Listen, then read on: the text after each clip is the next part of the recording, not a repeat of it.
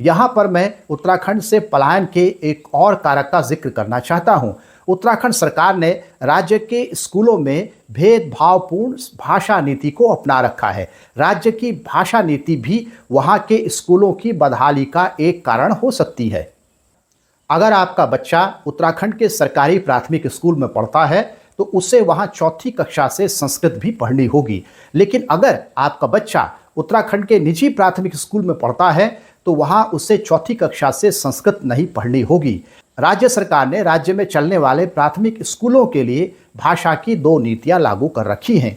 कहाँ तो भारतीय जनता पार्टी इस बात का राजनीतिक कैंपेन करती रहती है कि एक देश में एक ही कानून चलना चाहिए, और कहाँ उसने अपने द्वारा शासित उत्तराखंड में भाषा पढ़ने की 2 नीतियां लागू कर रखी हैं।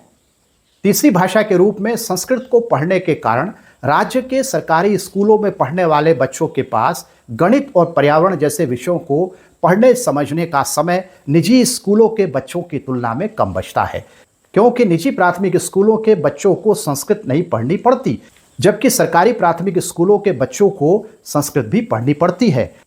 पहाड़ के लोगों के द्वारा पहाड़ों से शहरों की ओर पलायन करने का एक कारण यह भी हो सकता है, क्योंकि निजी स्कूलों में बच्चों को चौथी कक्षा से संस्कृत नहीं पढ़नी पड़ती और निजी स्कूल्स प्लेन्स में ही हैं।